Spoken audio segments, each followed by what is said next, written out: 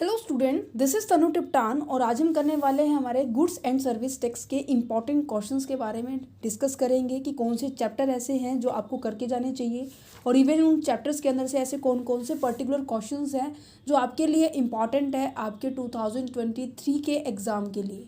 और मैं आपको इन्फॉर्मेशन दे देती हूँ कि आपको आपके सभी सब्जेक्ट्स की, इवन चाहे वो ऑडिटिंग है, फंडामेंटल ऑफ स्टॉक है, फंडामेंटल ऑफ जीएसटी है, गुड्स एंड सर्विस टैक्स है, इनकम टैक्स है, इवन किसी भी सब्जेक्ट का किसी भी ईयर के स्टूडेंट्स के लिए मैं बता रही हूँ सबके क्वेश्चंस पेपर अवेलेबल है आपके ही चैनल क्वेश्चन पेपर पर। आपको नज़र आ रहा होगा यहाँ पर आपको क्वेश्चन पेपर चैनल, यहाँ पे सभी सब्जेक्ट्स की प्लेलिस्ट बनी हुई है, चाहे आप किसी भी सब्जेक्ट से बिलोंग करते हैं, ठीक है। बीकॉम के स्पेशली अलग अलग सेमेस्टर्स की प्लेलिस्ट क्रिएट की हुई है, चाहे 4th सेमेस्टर है, 5th सेमेस्टर है। इवन आपको यहाँ नज़र आ रहा होगा BCom classes 2023 and 2024 question paper of a different university 136 videos are available here. Okay, so मैं रिक्वेस्ट कहूँगी या फिर छोटी सी सजेशन है कि आप प्लीज़ क्वेश्चन पेपर के चैनल पर विजिट कीजिए और अपनी नीड के अकॉर्डिंग किसी भी यूनिवर्सिटीज़ के किसी भी क्वेश्चन पेपर को आप ऑपरेट कर सकती हैं, ठीक है।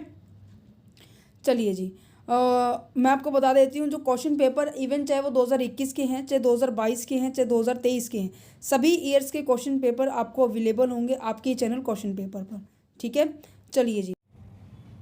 चलिए इंपॉर्टेंट क्वेश्चन को डिस्कस करते हैं जो कि जीएसटी के हैं। देखो डिफरेंट यूनिवर्सिटी, चाहे आप किसी भी यूनिवर्सिटी से बिलोंग करते हैं, आप सभी के लिए ये क्वेश्चंस जो मैं आपको बता रही हूँ ये इंपॉर्टेंट है। बहुत सारे बच्चों की रिक्वेस्ट आई थी, दैट्स द रीज़न कि हमने ये वीडियो बनाने का पूरा डिसीजन ले लिया था।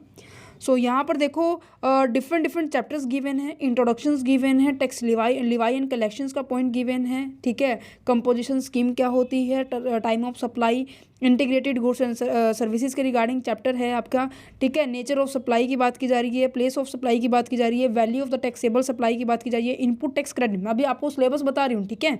इनपुट टैक्स क्रेडिट वाला चैप्टर है, रजिस्ट्रेशन का है, टैक्स इनवॉइस का है, क्रेडिट नोट, डेबिट नोट क्या होता है, रिटर्न कैसे फाइल किए जाती है, असेसमेंट कैसे करते हैं, इसका ऑडिट कैसे किया जाता है, पेमेंट ऑफ टैक्स क्या है, ऑफेंस एंड पेनल्टी के रिगार्डिंग आपको चैप्टर गिवन है, ठीक है। उम्मीद करते हैं सबके चैप्टर मोस्ट ऑफ सेम मिलेंगे, ठीक है जी। तो बढ़ते हैं जीएसटी के सबसे फर्स्ट क्वेश्चन के ऊपर जो क्या कह रहा है कि explain the tax structure in India after and before implementation of the GST. GST के आने से पहले और उसके बाद में कैसी सिचुएशन रही टैक्स स्ट्रक्चर की, वो आपको पूछा गया है। अब ये देखो ये क्वेश्चन पता है कैसे पूछा गया है, एक बार ये क्वेश्चन पूछा गया है आफ्टर के केस में, एक बार ये पूछा गया है बिफोर के केस में।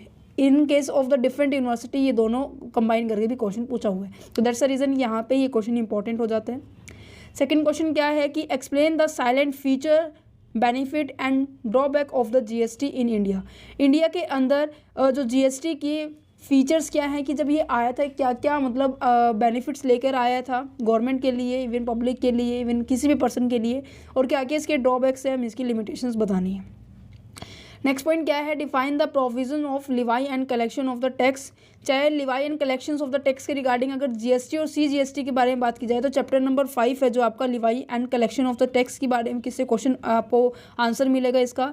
और अगर बात की जाए तो Levi and collection of the IGST की रिगार्डिंग अगर बात की जाए तो integrated goods and service tax act 2017 के अंदर ये जो चैप्टर गिवन है वहाँ पे आप इसका आंसर देख सकती हैं, ठीक है। नेक्स्ट क्वेश्चन क्या आंसर क्या है, what is the composition scheme. Composition scheme क्या होती है under the GST, explain its features, it's procedure and conditions for the registration under it. Composition scheme बच्चे क्या होता है कि जो छोटे बिजनेसमैन होते हैं, स्मॉल बिजनेसमैन होते हैं, उनके लिए ये स्कीम लाई गई थी और उनके रिगार्डिंग जीएसटी के पॉइंट ऑफ व्यू से उसकी क्या फीचर्स है, क्या कैसे हम उसके अंदर रजिस्ट्रेशन करते हैं, क्या प्रोसेस रहने वाली है, किन किन कंडीशंस को फॉलो करके हम इसके अंदर रजिस्ट्रेशन कर सकते हैं, ये चीज़ें आपको इसके अंदर एक्सप्लेन करनी है, ओके। नेक्स्ट पॉइंट क्या है कि what are the various provision related to time of supply under the GST.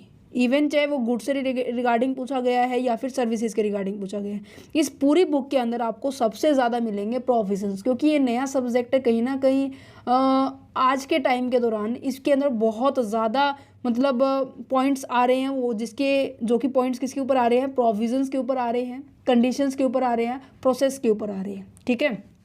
तो यहाँ पे टाइम ऑफ सप्लाई एक टॉपिक है जिसके अंदर गुड्स के रिगार्डिंग आपसे क्वेश्चन पूछ सकते हैं, इसके प्रोविजंस बता सकते हैं, और एक आपसे क्वेश्चन पूछा जा सकता है सर्विसेज के रिगार्डिंग, ठीक है।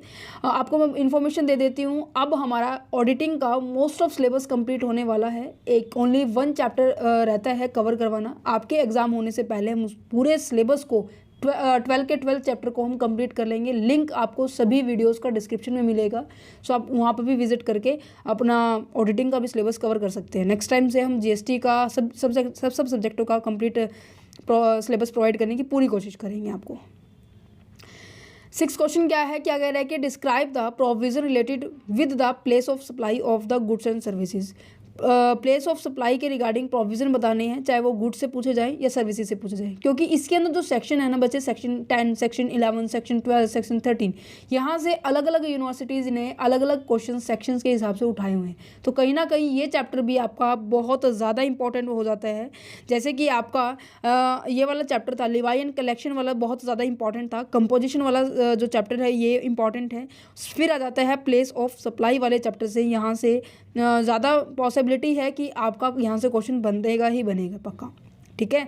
7th क्वेश्चन क्या कह रहे हैं कि explain the provision related with the value of taxable supply under the GST law and explain various inclusion and exclusive from the value of the taxable supply. फिर next जो chapter आ जाता है, जब मैं बता रही हूँ देखो, प्लेस ऑफ सप्लाई और value of the taxable supply में से यहाँ से एक क्वेश्चन 101% है कि यहाँ से सबसे ज़्यादा पॉसिबिलिटी है कि यहाँ से एक क्वेश्चन तो ज़रूर आएगा ही आएगा, ठीक है। जैसे कि प्रीवियस हमने इंपॉर्टेंट क्वेश्चन की सीरीज़ अपलोड की थी, ऑडिटिंग की अपलोड की है, फाइनेंशियल मैनेजमेंट की, इनकम टैक्स की, सप्लाई चेन मैनेजमेंट की।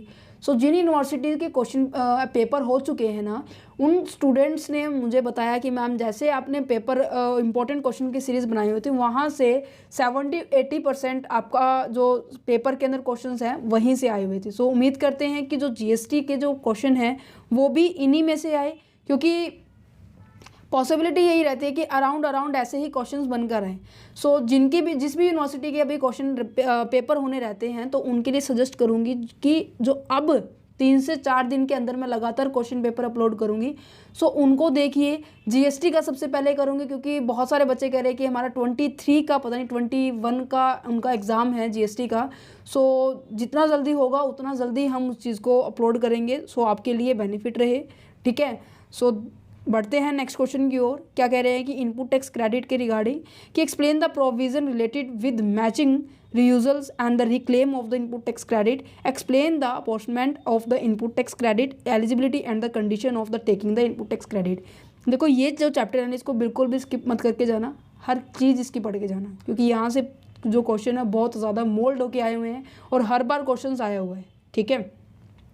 चलिए जी 9th क्वेश्चन के ऊपर बढ़ते हैं। क्या कह रहे हैं कि explain the provision related with the procedure of for the registration and cancellation of the registration. ये कहते हैं कि रजिस्ट्रेशन कैसे करते हैं उसकी प्रोसेस पूछी गई है, और अगर आपने रजिस्ट्रेशन करवा रखा है तो उसको कैंसिल कैसे करवाना है उसकी भी एक प्रोसेस होती है, ठीक है। एक क्वेश्चन तो ऐसे बन के आया हुआ है, दूसरा किस तरीके से बन के आ सकता है आपके एग्जाम के अंदर कि अगर आप रजिस्ट्रेशन नहीं करवाते हैं जीएसटी के अंदर तो आपको क्या क्या परिणाम भुगतने पड़ सकते हैं। That's the consequence of the non registration of the GST, okay. चलिए जी नेक्स्ट क्वेश्चन क्या है, explain in detail the provision related to the डेट note and the credit note. डेट नोट और क्रेडिट नोट से रिगार्डिंग जीएसटी के अंदर क्या क्या प्रोविजंस है वो आपको एक्सप्लेन करने हैं।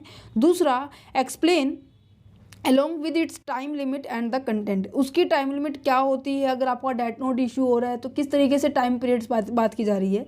इस चैप्टर से एक और क्वेश्चन है जो आपका 4 से 5 नंबर में इंपॉर्टेंट हो सकता है।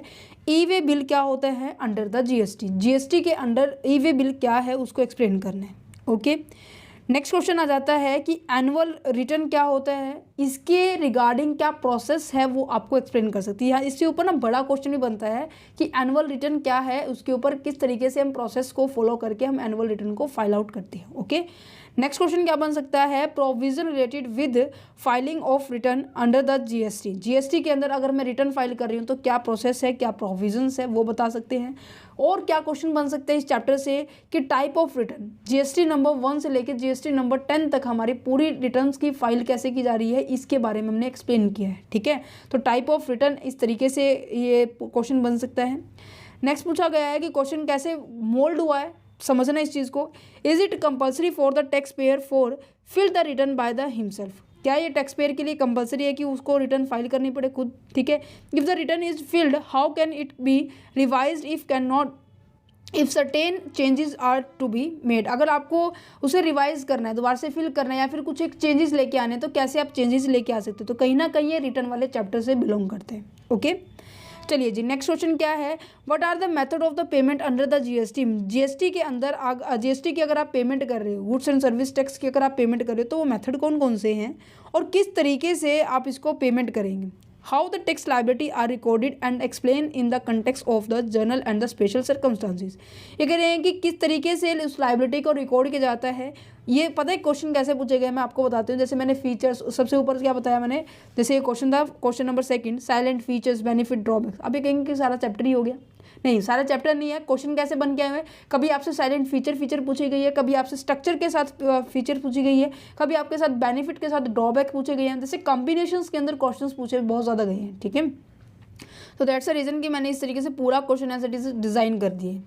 नेक्स्ट क्या है? Procedure regarding the interest on the delay the payment under the GST. अगर आप डिले कर देते हैं, अगर आप देरी कर देते हैं, तो जीएसटी के जो टैक्स फिल करने में तो आपके ऊपर इंटरेस्ट भी चार्ज होता है। तो इंटरेस्ट कैसे चार्ज किया जाएगा वो भी आपको एक्सप्लेन करना है।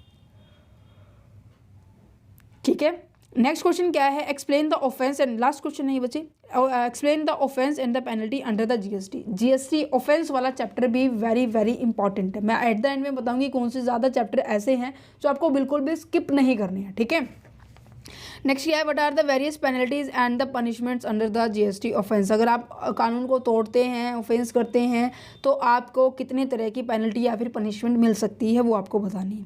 Quantum of the penalty for their is offence mention under section 122 subsection 1। अगर आप अपने रूल को तोड़ते हो तो आपको कितनी ज़्यादा मात्रा में पेनल्टी लग सकती है, क्वांटम ऑफ पेनल्टी कितनी हो सकती है, उसके बारे में आपसे क्वेश्चन पूछा गया। Is it clear? सो यहाँ पर एक और क्वेश्चन है जो कि 3 से 4 बार पूछा गया है, बट डिफरेंट यूनिवर्सिटी में डिफरेंट ईयर में। क्या है? Discuss and utilisation of the amount available in the electronic credit ledger. Electronic credit ledger में जो अमाउंट होता है उसका किस तरीके से हम यूज़ कर सकते हैं, यूटिलाइज कर सकते हैं, उसके बारे में पूछा गया। अब देखो, आपके 17 चैप्टर में से कहीं ना कहीं ये 13 क्वेश्चन, मैं इसको ऑप्शनल की पॉइंट ऑफ व्यू से मान रही हूँ, 13 क्वेश्चन ऐसे हैं जो कि आप कर सकते हैं। कहीं ना कहीं बहुत इजी कर दिया मैंने इस चीज़ को। और मैं आपको बताऊंगी कि जो आपको करके ही जाने चाहिए चैप्टर कौन कौन से हैं। आपका सबसे पहले है आपका ऑफेंस एंड पेनल्टी वाला, इनपुट टैक्स क्रेडिट वाला, आपको मतलब ज़्यादा पक्का करना है। लिवाई एंड कलेक्शंस वाला, ठीक है, टैक्स स्ट्रक्चर और इसकी बेनिफिट्स के रिगार्डिंग क्वेश्चंस जो है। और दूसरा place of supply and the taxation, taxable supply के बारे में बात की जा रही है। रजिस्ट्रेशन की प्रोसेस याद कर लेना अच्छे से। और नीचे काफ़ी सारे ये क्वेश्चंस दिए हुए हैं जो कि शॉर्ट क्वेश्चंस है, बहुत सारे क्वेश्चन। अगर मैं इनको भी एक्सप्लेन करूँगी तो वीडियो बहुत ज़्यादा लंबी बन जाएगी। अगर आप इस पीडीएफ को एक्सेस करना चाहते तो of course you can do it, but we are charging the only ₹5। आपको अगर ये पीडीएफ चाहिए तो आप पीडीएफ ले सकते हैं, बट आपको ओनली अमाउंट ₹5 चार्ज की गई है। अगर आप लेना चाहते हैं तो इन्फॉर्मेशन डिस्क्रिप्शन बॉक्स में गिवन है। Short question even long question आपको दोनों गिवन है। ठीक है, टेंशन बिल्कुल भी नहीं लेनी कि आपको ये लग रहा है कि हाँ ये एक सब्जेक्ट थोड़ा अटपटा है, ऐसा कुछ नहीं है। जैसे ऑडिटिंग भी हम कर रहे हैं, ऐसा मुझे कुछ तो नहीं लगा कि अटपटा है, बहुत इजी सब्जेक्ट है। ये भी मुझे लग रहा है थोड़ा इजी ही है, ऐसा कोई बात नहीं है। तो क्या करना है, बिल्कुल रिलीफ होकर, बिल्कुल टेंशन फ्री होकर आपको अपने एग्जाम के अंदर बैठना है, एग्जामिनेशन हॉल के अंदर अपना पूरा पेपर अटेम्प्ट करना है with full confidence, believe in yourself and be positive, and all the very best for your exam, and have a nice day.